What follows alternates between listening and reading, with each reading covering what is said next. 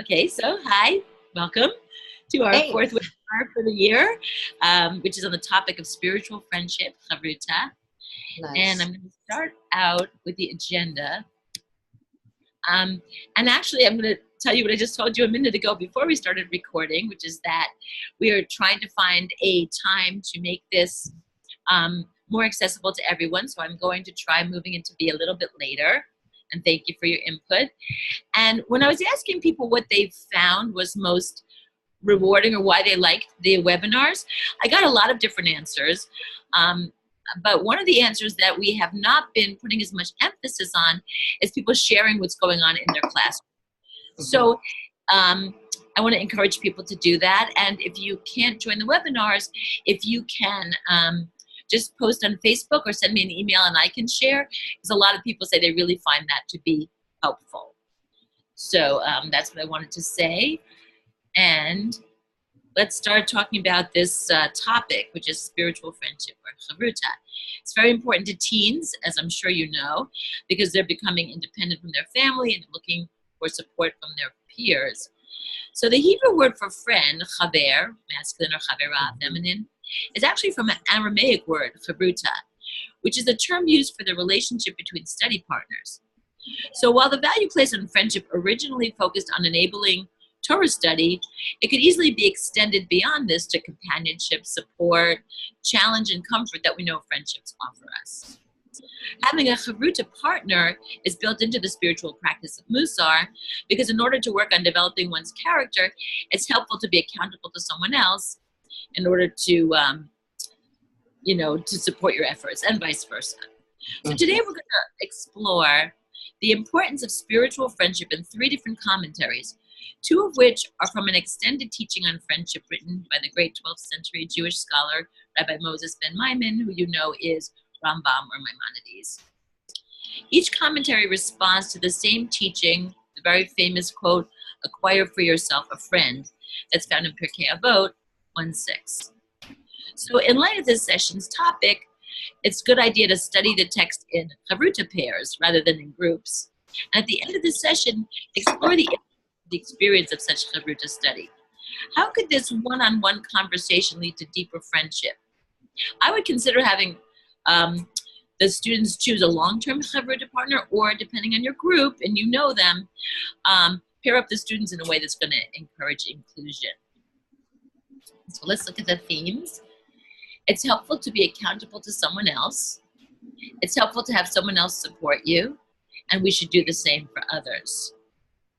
And jump in with a comment at any time. Well, we often find that we're in our own head, that we run through our own stories or the things we've been told. And by bouncing ideas off of our friend, our teacher, we can learn, oh, either we're in a different boat, in the same boat, or how can we figure out that how to navigate these waters. And it's really difficult if you're by yourself.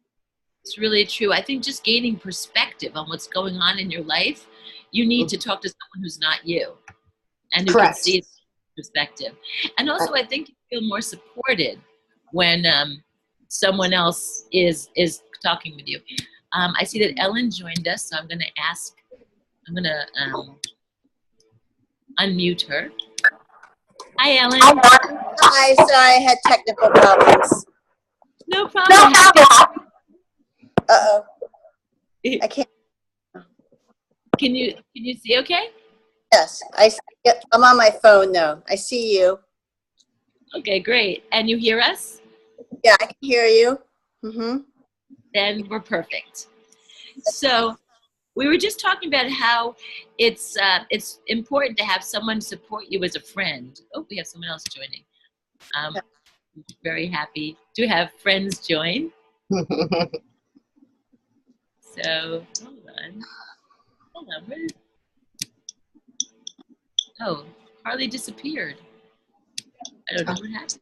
Oh, there's Harley. Okay, great.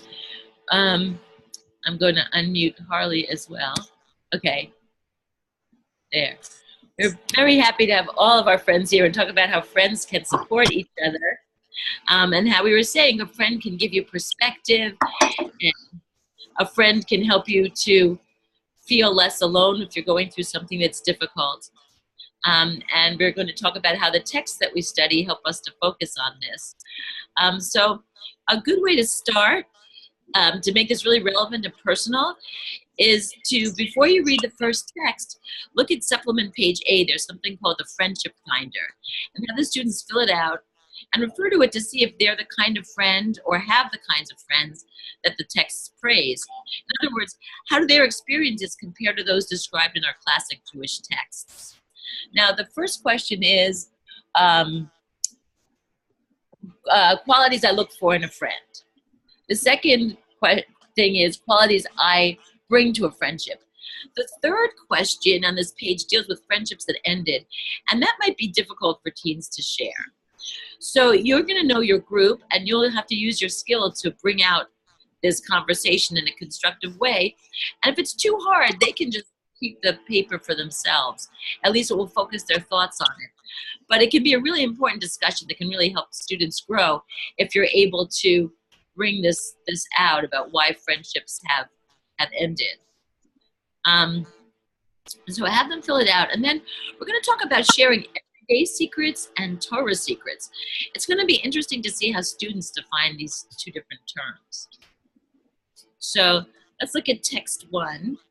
This text is from Avot de Rabbi Natan, which is part of the books collectively referred to as the minor tractates. Avot de Rabbi Natan is connected to Pirkei Avot. Many of the sayings recorded in Pirkei Avot also appear in Avot de Rabbi Natan. Avot de Rabbi Natan is largely made of maxims that cover life advice, the proper approach to Torah study, and common human courtesy. One basic difference between the two books is that Avot de Rabbi Natan has long commentaries and expansions on the statements. Some people say that Avot de Rabbi Natan is a commentary on Pirkei Avot, written soon after the original. And others say that Pirkei Avot is a distillation of the wisdoms found in Avot de Rabbi Natan. Anybody knows anything more about this than I do, I'm lucky. Okay, so let's look at the text. How does one acquire a friend? By eating together, drinking together, reading together, studying together, and revealing one's secrets, both Torah secrets and everyday secrets. So this is a really good jumping off point for discussing friendship. It's likely that students have shared everyday secrets with a friend. And so how is this a means to acquiring a friend? Sharing secrets. I think it shows trust. You're trusting them. So really, when you share a secret with someone, you're really reaching out to them that you're going to trust them. And if they don't live up to your trust, that can be a terrible thing. So it's really, especially in the teen years, it's a big trust. And it would be interesting to see how your students understand Torah secrets, and if they would think that sharing them is a means to acquiring a friend, and how is that different than sharing everyday secrets? So if they see a difference between the two kinds of secrets, how would they describe the difference? So I was thinking about this question, and I saw a couple of ways to look at it. The way you interpret it, I think, centers around the role Torah plays in your life.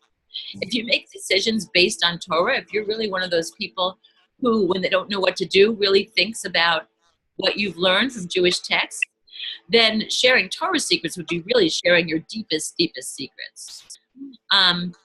Another way to look at it, I'm thinking, is studying Torah is just like studying together. You know, so it might fall into the category of like you become closer because you help each other with schoolwork. Any thoughts on that? So that's what I was thinking. So then another thing, what does it mean to acquire a friend? Are there other ways that one acquires a friend in addition to the things listed here? What are they? Playing games. Games are really important for camaraderie, for building trust, for building partnership, for learning how other people put things together. You know, to really understand your own self is to bounce other ideas, and play is really a very important aspect, I think.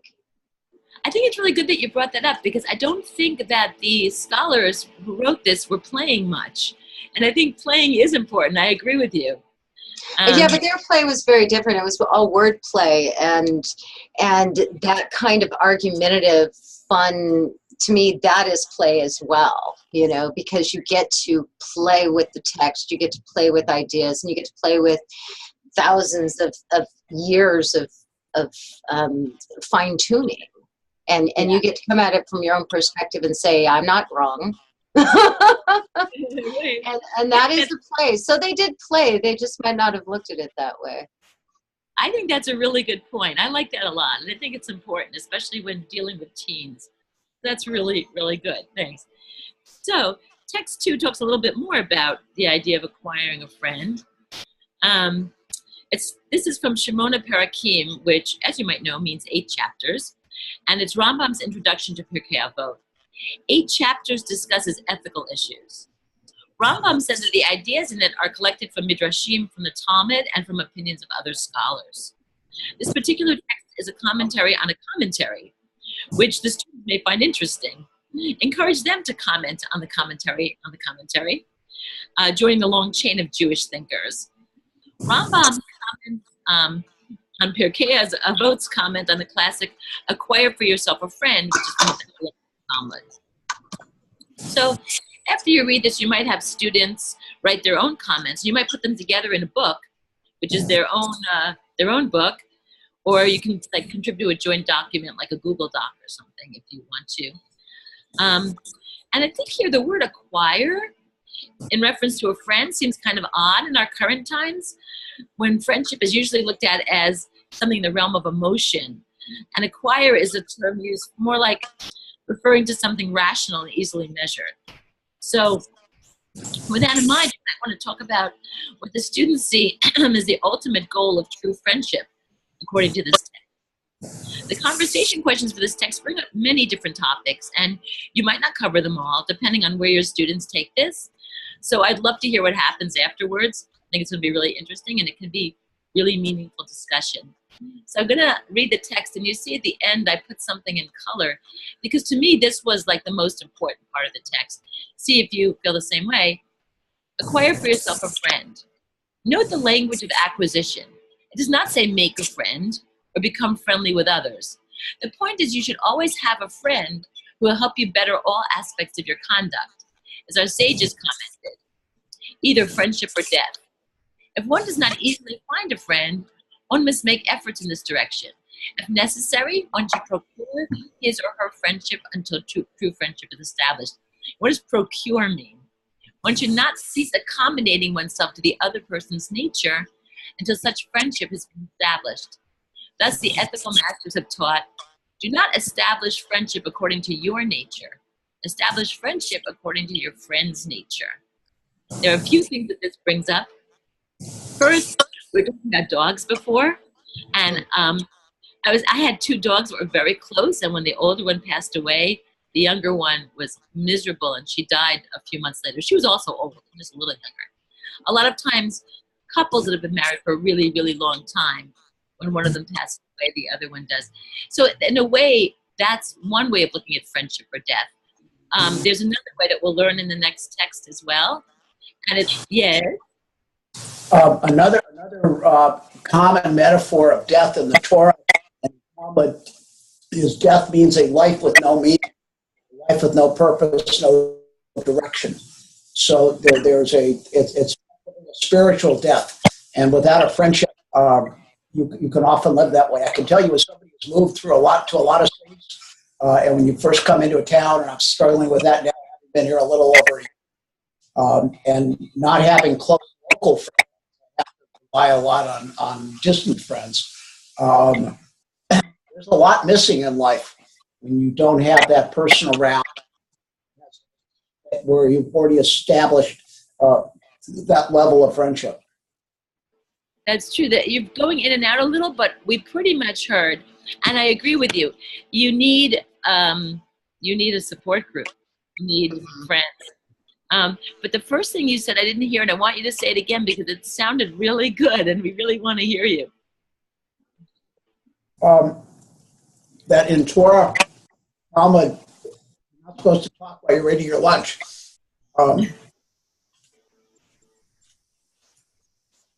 that the term death, as in Deuteronomy, choose life, often means not life like physical biological existence, like you talked about with dogs, but a life of meaning, a life that has a direction. So it's either you're spiritually alive or you're spiritually dead. You have no purpose, no direction, no energy to move that way. And those three factors of energy, of direction, and of purpose, without friends, you're very easy to lose all of them or some of them. That makes a lot of sense. That's a really good point. So the other part of this that I was looking at, do not establish friendship according to your nature. Establish friendship according to your friend's nature. So one thing about this, I think it means to empathize with a friend. It'd be interesting to see how the kids relate to this, the way they interpret it. One of the conversation questions asks for examples later on, and that would be an interesting way of making this more concrete. But also as I read it, I wonder, and every midah, you try to find the middle ground. You don't want to have too little of it. You don't want to have too much of it. So this empathizing with a friend or establishing a friendship according to your nature, but according to their nature, is this honest? How much do you accommodate in honesty, and how much, you know what I'm saying? And I think that's something that there's really no answer to this. You kind of feel it.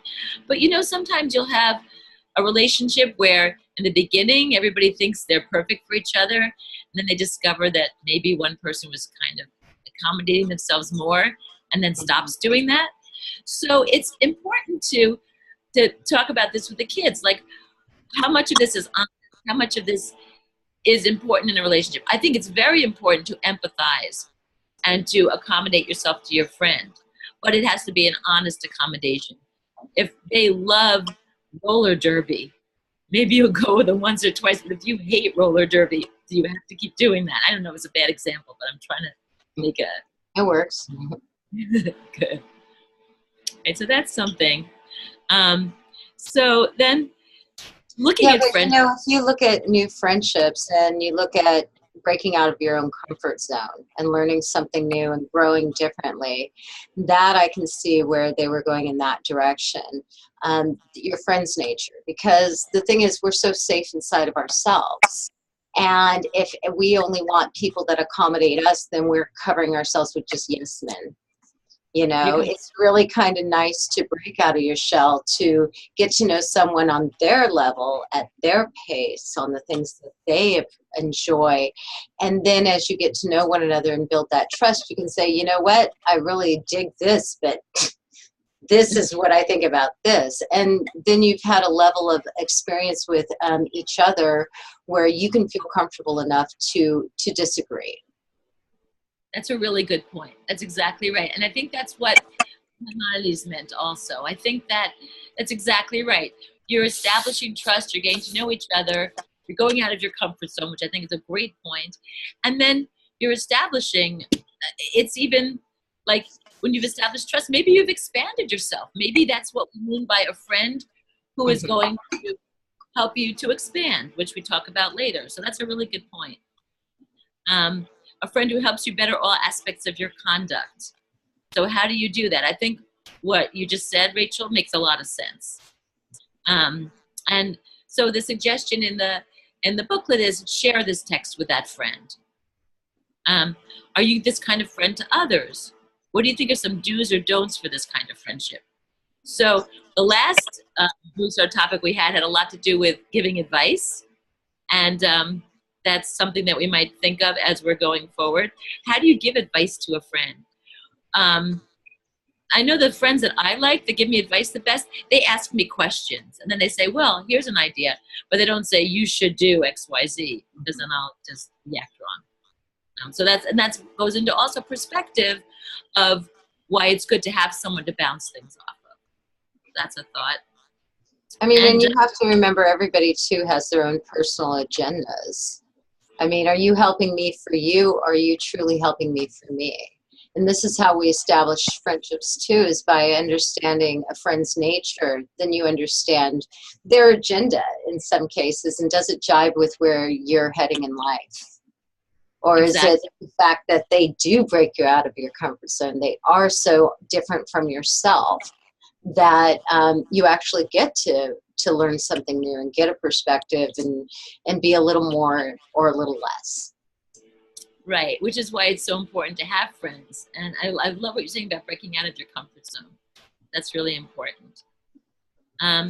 So then what is suggested here is, instead of then distancing yourself from others or thinking that someone isn't worthy of being your friend, make an effort to bring that person into your social group or judge him or her favorably. So I think one of the things we learn from this is that I don't think we should judge anybody. I think we should be open to all kinds of ideas. But at the same time, see where they're coming from, understand that, and have some perspective on it. It's a thing you can't really measure. You have to be intuitive about it. So it's an interesting discussion to have with teens. This is the skill they're growing right now. So it should be very interesting to them. Then there's always Honi the circle maker, who is obviously a legendary character in the Talmud. And there's a story that he woke up in a time warp after 70 years to find out that people no longer knew him or believed he was who he said he was. He died of a broken heart.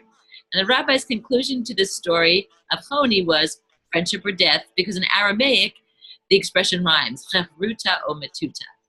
So what does this expression mean to you? What are the repercussions of not having friends? That's, again, a pretty sensitive topic to discuss with teens. Although the scientific research, people who are friendless, people who don't have religious communities, they tend to die sooner than those who have communities, who have engagement with friends and family later on in life. Completely true. And then another interesting topic to talk about, have you experienced a friendship that did not survive disagreements? Can you think of ways you might respond to your friends differently based on this teaching? So especially nowadays, when we have so many disagreements about so many things, I think it's important to think about, is it worthwhile to have friends with whom you disagree? What kind of disagreements would fall into this category? So why or why not would this friendship be worthwhile? I mean, I certainly have people that are my friends that right now completely disagree with me politically. And some of them are really adamant. I tend to be like in the middle. I can understand that they might see things differently than I do. Some of them are foreign. So they've come from Russia or Israel, and they just don't see things the way I see things necessarily because of their experiences. So, but they're still my friends, Mm-hmm. So it's interesting to think about this and what kinds of things would you find to be okay disagreements and what kinds of things would you not. And then when we say a true friend should accommodate oneself to one's friend's nature rather than expect them to accommodate to you. So what are some examples of this? What would be things that, when you start to bring it to a more physical, like what would actually be an example, that can be an interesting discussion also. So, and I don't know if, I know that in some schools there is a lot of political stuff going on, and the kids might find this to be a really difficult thing to do. And in some it may not be that way. So it'd be interesting to find out. Okay, so let's look at text 3. It's also from Shemona Perakim. It focuses on different kinds of friendship. And the terms used might seem a little archaic. I think that's good because it encourages the students to think about what these terms mean and how they relate to the kinds of words that we use to describe friendship today. I'm going to read it. In general, there are 3 types of friends. A useful friend for the sake of benefit, a pleasant friend for the sake of satisfaction, and a friend befriended for the sake of a higher purpose who ethically inspires and instructs. When both friends yearn for and are directed towards the goal of the good, they are ethically inspiring friends to each other. Each one will want to be helped by his or her friend in achieving that good for the both of them together. this is the type of friend we are commanded to acquire. So what is an ethically inspired friendship? What do you think students would see that to mean? I think there's a hint in the second paragraph, achieving good for the both of them together, or the goal of the good. So if nobody else wants to jump in, I think maybe we're being idealists here, and that's a really good thing. Like maybe it's outside of a personal good, but more to like a community good. Right. Like, you know, that both people believe in improving the world around them, and they do it together, and they feel good about it. It would be interesting to see what students see this as. And how might you move a friend from being a useful or pleasant friend to being a spiritual friend? I think, Rachel, what you said before is kind of like this level. Someone on the adult webinar was talking about different levels of friendship, whether you're more of an acquaintance or more of a friend.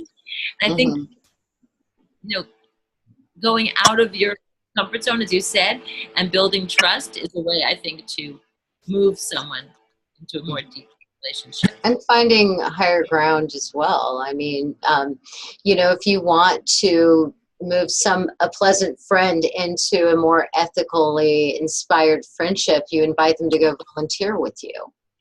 And you go and you find out what kind of things inspire them. And then you say, you know what, there's this thing I heard and they're taking clothes. You want to go take some clothes with me, you know, or you want to go do this soup kitchen stuff, or you're really interested in this. I heard that this is happening, you know, and you can. I mean, I think the easiest way of actually taking a friendship and evolving it into something greater is inviting people in to go to a service, to go to a holiday celebration, to go and volunteer, to do something where you're doing hands-on and it's not necessarily focused on you, it's focused on the greater good.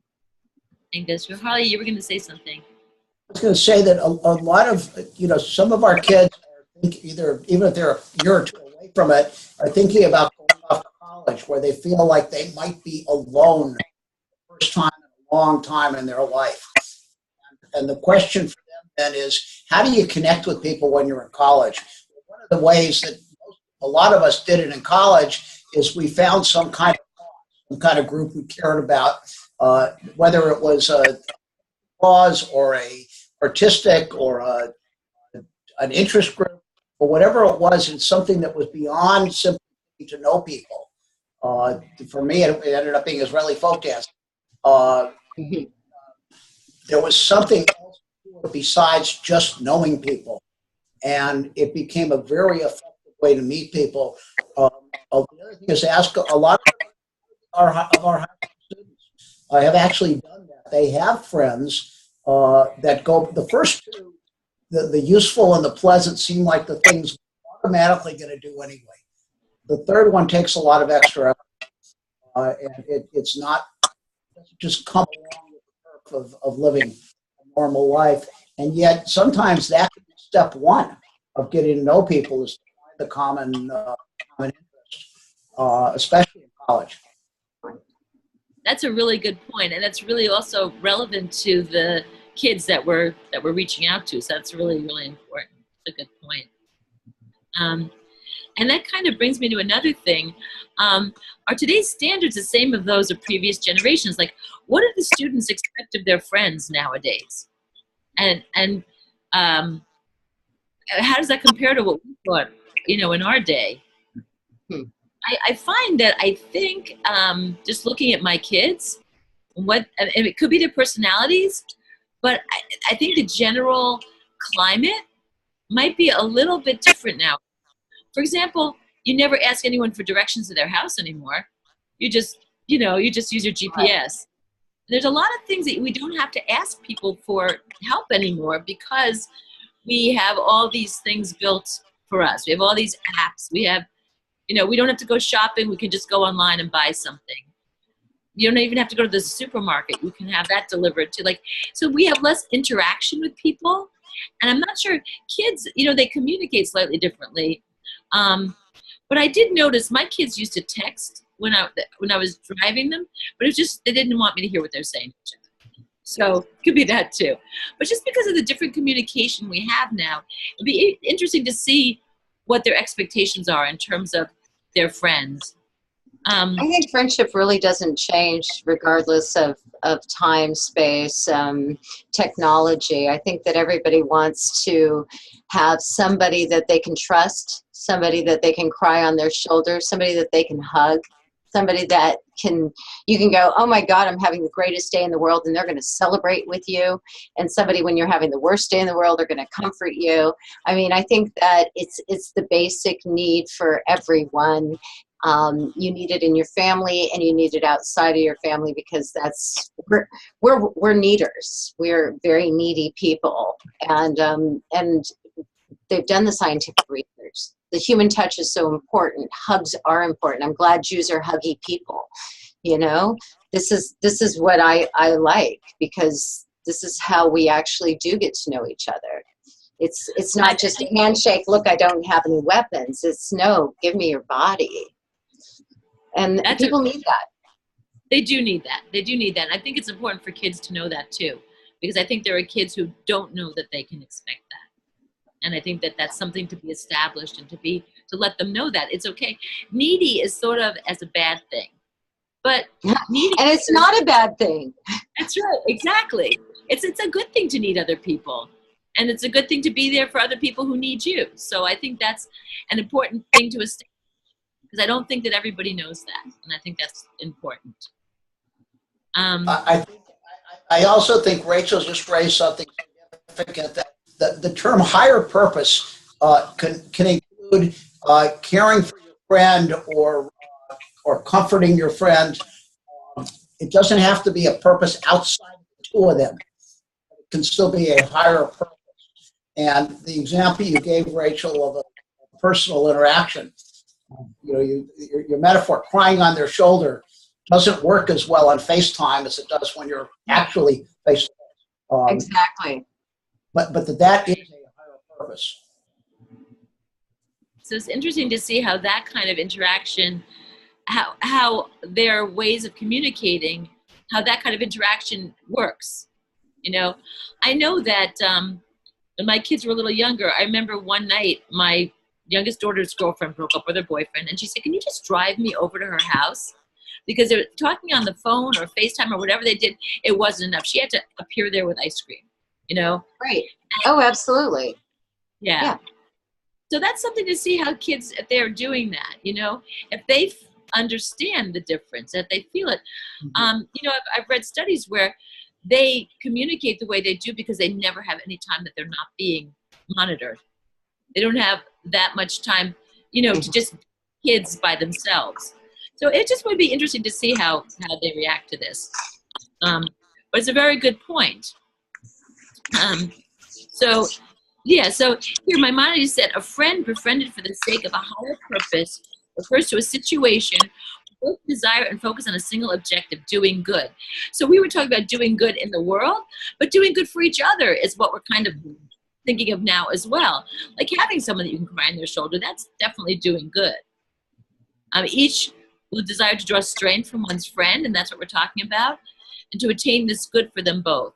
So we can look at this text in a couple of ways, and we can see what the kids think about it.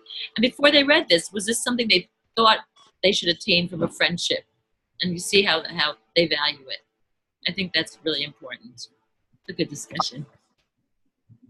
So there are a lot of practices to bring this to life once the discussions are discussed. There are a lot of different kinds of activities here. So this one is called the Deal on Friendship. And remember, they're doing this in chavruta, in pairs. So they can each take their midah cards, through them, and set aside the midot that they feel are important to friendship, especially after all these discussions. It will be interesting to see which midot they take. There could be a big pile. And then compare those to the ones their chavruta partner chose, just to see how two people approach friendship, whether it's the same or different. And there's another one, friendship features. So interview a relative. And I'm thinking they could even interview each other and then come back to the group. Ask him or her to define the word friend in 1 or 2 sentences and have him or her tell about an important friendship in his or her life. Who was this friend? What makes this friendship important? And then share the interview with the group in the next class, written, sound recording, or video. What themes of your interview share with the others in the class? See if there are certain things that come out that this is what friendship is. But I'm even thinking you could do this in class, dividing the students into pairs or small groups and having them interview each other and then come back and share, depending on how your time goes and what you want to do. This would be interesting also if they want to make videos that we want to put on our Facebook page. They're private Facebook page, but I bet it would be interesting videos. That's a thought. And then there's the Chaver calendar, pay it forward. So they have this page and they fill it out with a list of at least 5 kindnesses that friends have done for them. And they aim to do those same kindnesses for others in the coming month and record what happens. And then they bring back their Chaver calendar and share their experiences with their Chavruta partner at the next class. And I'm thinking, not just with your Chavruta partner, you might want to put this on a bulletin board. You might want to bind it in a book. You might want to share it with other classes. It just could be interesting to see what kinds of things people do and how it inspires them to do it.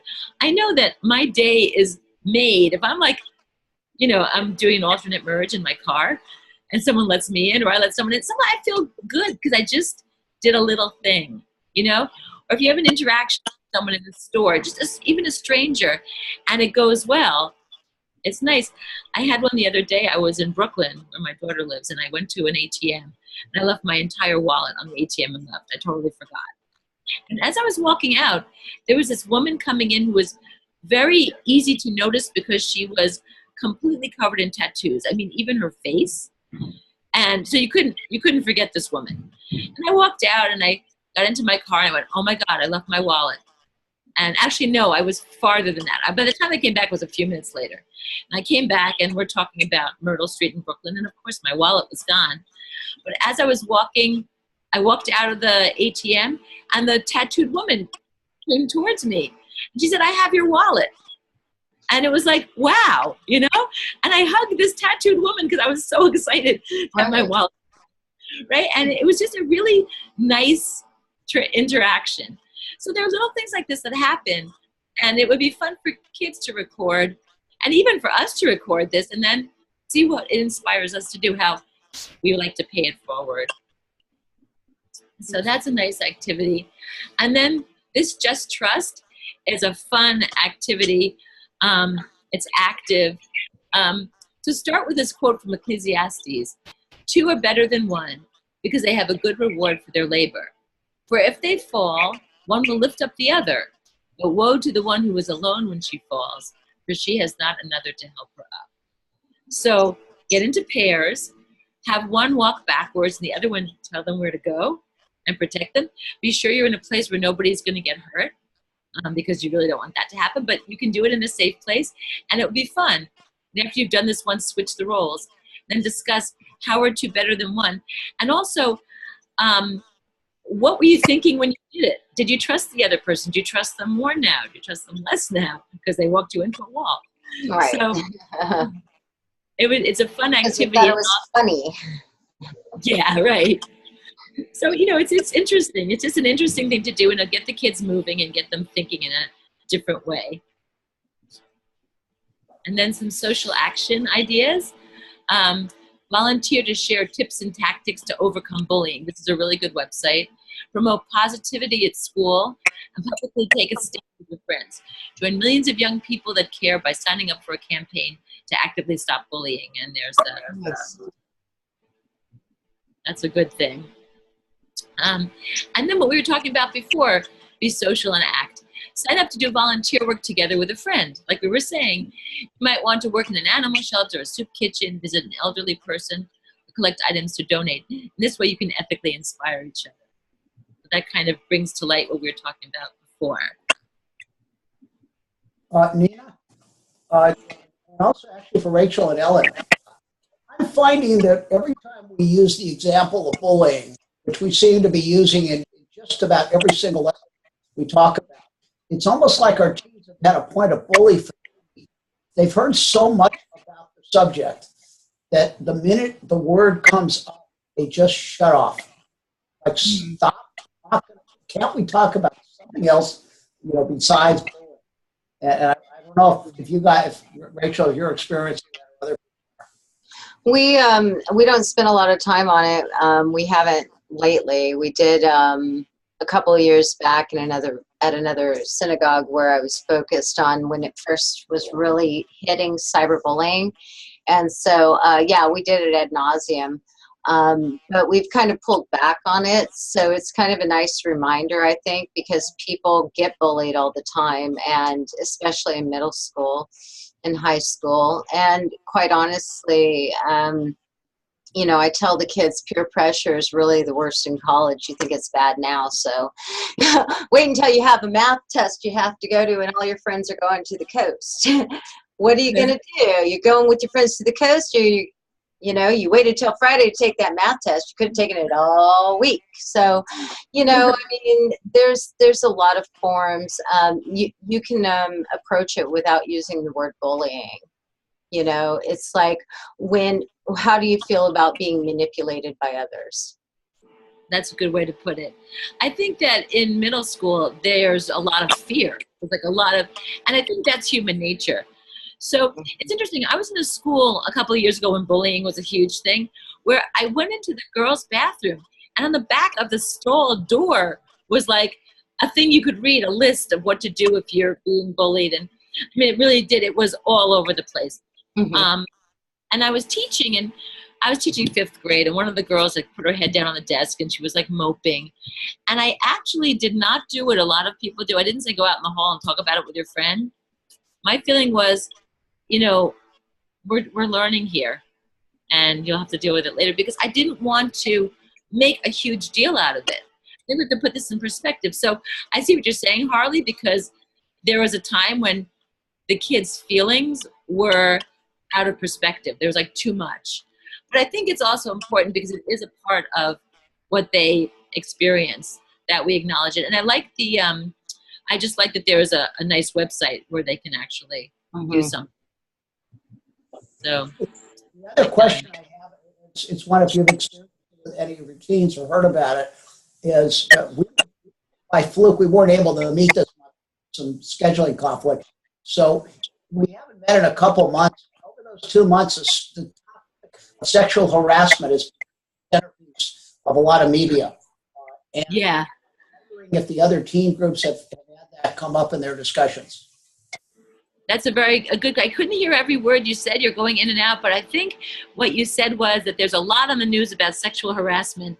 And it's interesting because the first time this came up in the news, so my oldest daughter was 15 when this whole thing with Monica Lewinsky started. And boy, I did not want to go there with her. It was like, why do I have to discuss with my 15-year-old daughter? But I think that since that time, and she's 35 now, so it was a long time ago, since that time, it's become just a thing that even 10-year-old kids just relate to. So I think it is something we need to talk about with our teens. And like other discussions, there's going to be a lot of opinions, I think. What would you recommend as to connect it to this topic? I'm talking about the content. I realize I wasn't speaking into the mic, which is over here to the side. That the context of that part of becoming a good friend is friends who are willing to talk to you about things that are really, really difficult, painful, embarrassing that happen to them. And this is certainly, unfortunately, a very common one. I don't remember as a teenager. I never remember any girls telling me that when they were a teenager. I do remember it starting to come up in college. But I was one of those weird guys that had friends who were girls, except we were calling them women. But yeah, I think that's a very good thing to bring into this discussion and very timely. And I'd be very interested to see what kind of discussions come out of it. And again, you have to do it appropriately for your group, depending on the age of your kids. So it's an interesting. I really want to hear what happens there. Any other comments on that, or should I go to the links? Okay. So much has been written about friendship throughout the ages, and these are some famous quotes on the 2 websites below. Pick 1 or 2 that are your favorites and use them as wallpaper on your computer or send them as notes to your friends. So I looked through these, and I actually found them to be very interesting because as I read them, they made me kind of realize some of the different aspects of friendship that that we were discussing, and they actually brought it to life. One of them, there was a Henry Ford quote I liked. It said, "My best friend is the one who brings out the best in me." Mm-hmm. That was nice. And then there was a quote from Helen Keller I liked on Your Tango. It was, "Walking with a friend in the dark is better than walking alone in the light." I thought that was very good, especially because when you need a friend is when you're in the dark. So I thought that was very meaningful. I like that. And then there's an online article entitled Chavruta, Learning in Pairs, and it's on My Jewish Learning. We might want to read this. I'm not sure this is for the kids, but I think it'll be useful for us. And there are more links. This is something that they can actively participate in. This, I believe, is an international organization that engages people in writing and sharing essays describing the core values that guide their daily lives. Many of these essays are heard on public radio stations and around the country. So there's one by a teenager entitled What Friendship Means to Me. It'd be interesting. It'd be interesting. I read it. I actually thought it was good, but I kind of expected more, and I'm hoping that our kids, after doing this unit, would have an even deeper, nicer essay. So, and if they want to, they can write their essay and submit it to this, I believe. It might be fun to have them write essays and just share them within your school or however you want to do it. But it's interesting to read it, what friendship means to me by this team. So that's a nice one. And if they want to submit it, that's like a nice activity. And that is it. Any more? This was a great discussion, by the way. I want to thank you guys a lot. This was great. I want to ask if anybody has any questions or comments. Another thing I was just thinking, that essay, we could also put it on our Chai Mitzvah Facebook page if we want to. So if you want to submit them that way, we can share them with each other. And, if we want to share them with other groups of students, we can do that also. So it could be a nice way for the groups to communicate and we could get our global conversation going. Can you hear me? Yeah. Hello. Hi. Wasn't sure if you could hear me. I was just thinking there's a lot of great songs about friendship, and one of them came to mind about people was the one from Funny Girl. Mm-hmm. People who need people. World, and there's all these great songs about friendship that might be something to introduce in the class, because I know the kids respond to music. It's a great idea. I just think from my day growing up, and all of you probably can relate about all these songs about friends. That is a great idea. You know what? We might start out maybe. If you want to, after this, send me a couple of links. I'll send you a couple of links. But it would be really interesting to have your students I love that idea, find songs relating to friendship, because I'm sure what they listen to, they may listen to stuff we don't even know exists. Who isn't so, isn't so kind, But wait, so another thing this reminds me of something really exciting. Does anybody know who Matt Barr is? Jewish Raps? This great guy. He writes amazing Jewish raps. Anyway, we are working with him now to do some supplemental stuff. He is really awesome. He I just saw him at 2 different conferences I was at, and he entertained at our gala, and he had people up and rapping, and he does like Jewish stuff. So it's really, really interesting. So that kind of relates to what you were saying about music. And I think that's going to be an exciting thing that we're going to add soon also to our stuff. So I love this idea. I think I'm going to put this in our follow-up email to have students look for songs that deal with friendship and for us to maybe suggest some nice old-fashioned friendship songs as well. Okay, that's great. Thank you so much. This was really awesome. Is there anything we can add or want to talk about? That's it. All right. Well, thank you so much, everybody, for joining. This was awesome and great. And I look forward to talking to you again soon. Great. Thanks, Nina. Have a good one. Thanks. I'll see you too. next time. And happy Hanukkah. You as well. Okay. Thank Bye. you. Thanks.